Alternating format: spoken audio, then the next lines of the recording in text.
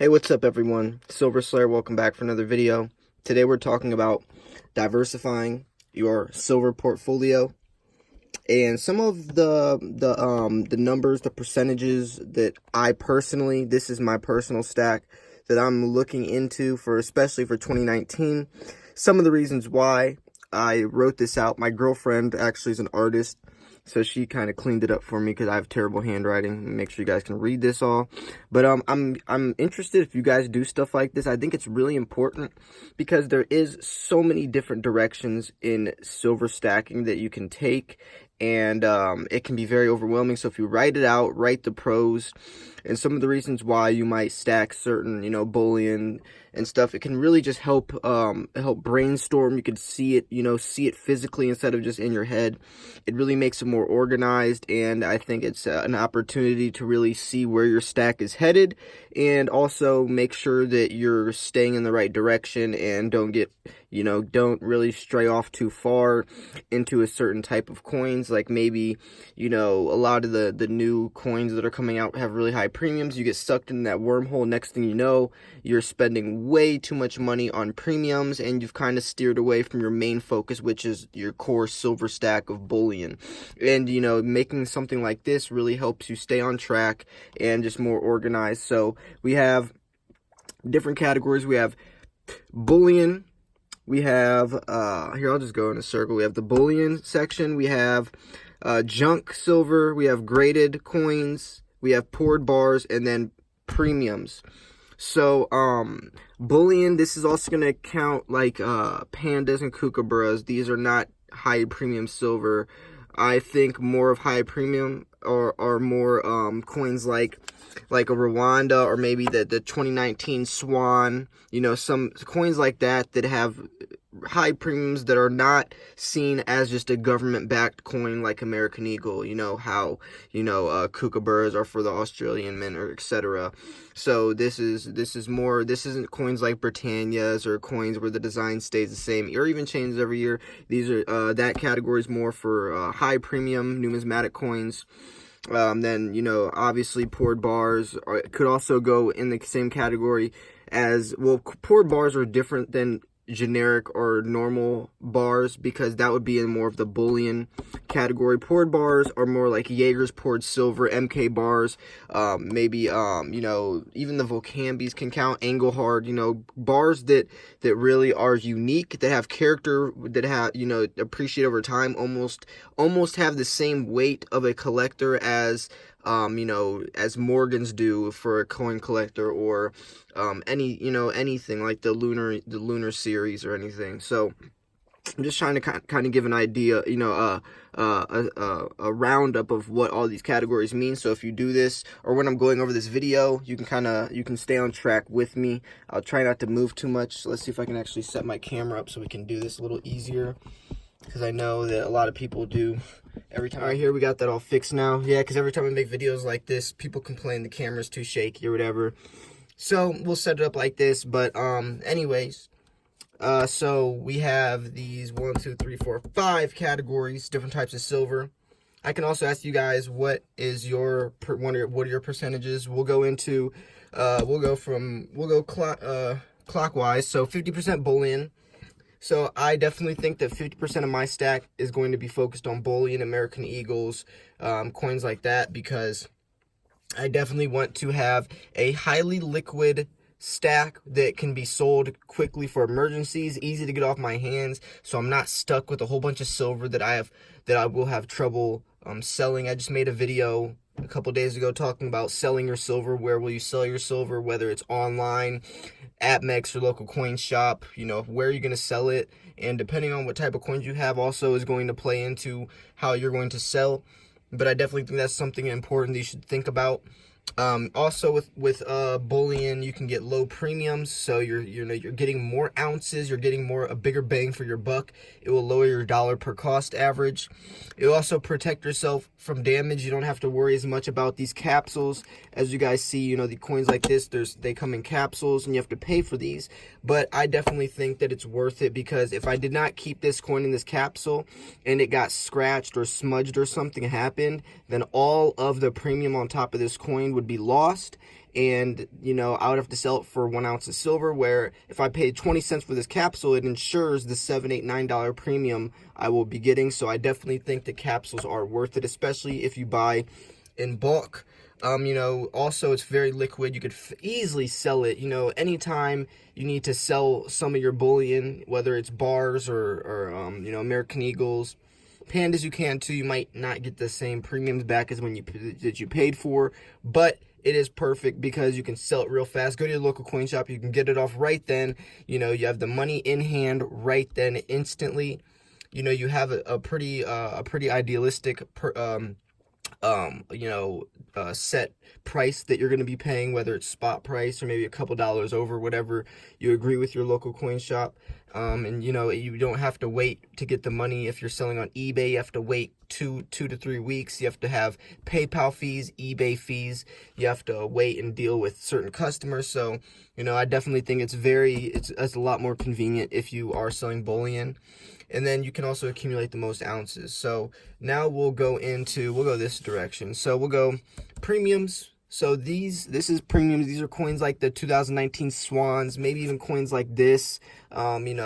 Not graded coins, that's a different category, but just really high premium coins that maybe some older key date, Morgans or something, a Carson City Morgan, etc.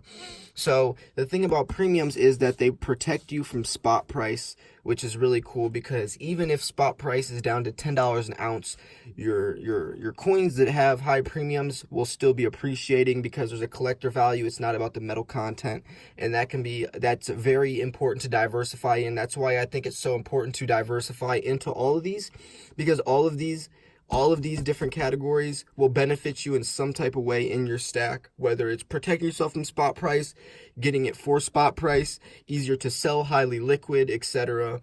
And I definitely think that that's important to really understand, because if spot price does stay low, stay in the $15 range for the next 10, 20 years, and you want to sell, at least these coins will still make you some money. And that's something to really keep in mind. Now you have poured bars. Oh yeah, by the way, we're doing 50% of my, for me, 50% of my stack is going to be bullion. 15% of my stack is going to be premiums, by the way. So I have 15% of my stack. I'm going to focus on coins like this. 10% of my stack is going to be poured bars. They usually have really low mintage numbers because they're handcrafted, so a lot of these bars can almost create like a collector value over time. They have character. There's, poured marks in it. It looks really, really cool. It's a piece of artwork. You can usually get them for pretty low premiums, but I think the really important part is their low mintage numbers. A lot of them even are stamped or say how many of those bars have been minted, and they really grow collector. Like some of the old Engelhard bars, those things are going on eBay for the same, the same value and the same, the same type of hype around it as some of these really high collectible coins as well. So you're seeing bars in the market as coins. People are starting to collect these bars as a really, a highly anticipated type of hobby almost. And that can be very beneficial, especially if you're purchasing some of these bars, whether it's MK bars or Jaeger's poured silver or OPM, whatever. You can definitely get yourself into some good situations and get some good prices as well, especially when they first come out. And you get a bigger bang for your buck, the more money you spend.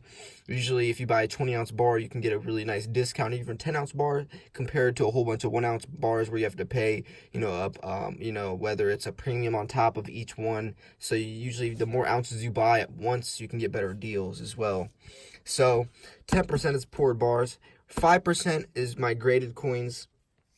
So when it comes to graded coins, it can be very tricky. I only am going to be purchasing MS70 or PF70 perfect condition coins. If it's a 69, it's not worth it to me, unless it's like a Morgan or something like that. But if it's not a Morgan or a coin like that, then I'm not going to be purchasing it unless it's in perfect condition. Why, do you ask? Well, because let's say I got this raw 2017 Panda from Amex, and I wanted to send it in. It looks like it's in perfect condition. There's no flaws.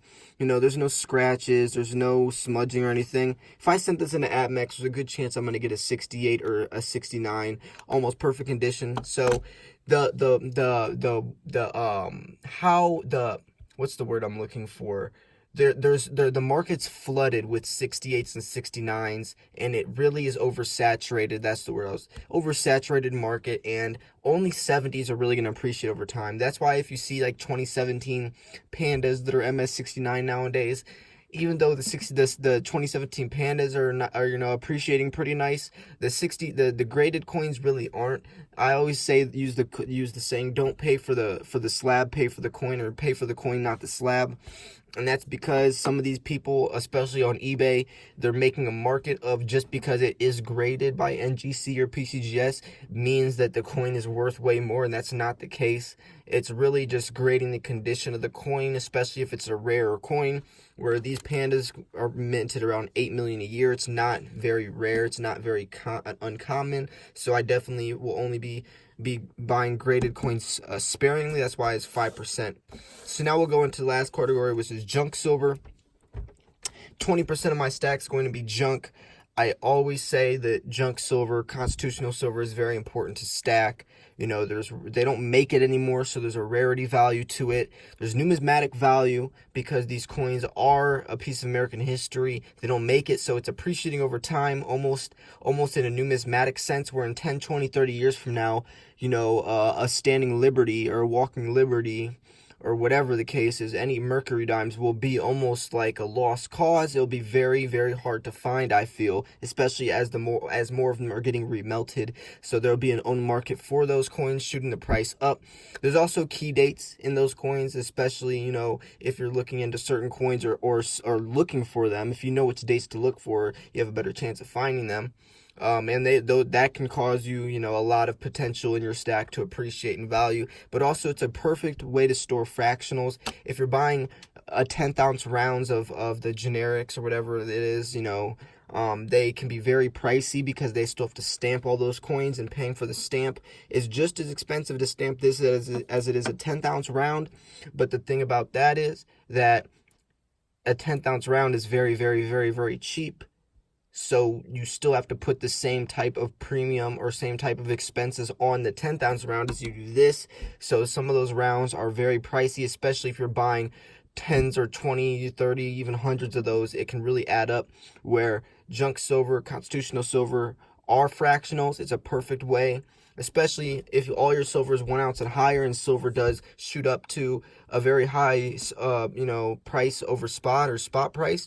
Then you don't want to have to try to cut your 1 ounce coin in half just because you're trading with something. You're trading with someone who has something that's not worth a full ounce of silver. Then you bust out the fractionals, just like you use change today in the world with if you're buying a piece of candy that's 50 cents and you only have $1, you bust out your change. That's how fractionals would be in a bartering situation to the silver world, where if something's not worth a full ounce and you can't take a chainsaw to your coin, well, then you just bust out some of your fractionals, which would be perfect for constitutional silver.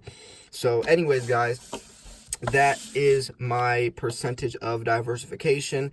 Just to recap, we have 50% bullion, 15% will be high premium silver, 10% poured bars, 5% graded coins, and 20% junk. So I hope you guys did enjoy this video. Let me know what your percentages are and why. Let me know if you think this is a good format to follow, and why. I'm trying to think about this very logically and just setting myself up for the most potential to be highly liquid, protect myself from spot price, still have, you know, the diversifying into the artwork. And because I also do love silver more than just making money, especially how these bars have character, you know, the graded coins where I can still make some good purchases on condition, as well as the collector value in a numismatic sense. And then also we have the junk versus fractionals and a piece of American history, also for the story behind it, the artwork, etc. So I'm trying to really set myself diversify. I think diversification is key. And I definitely think you should protect yourself from all aspects of the weak points in silver, and you can do that by doing stuff like this. So anyways, if you enjoyed this video, make sure you give it a thumbs up. This was Silver Slayer. I'll see you guys soon. Peace.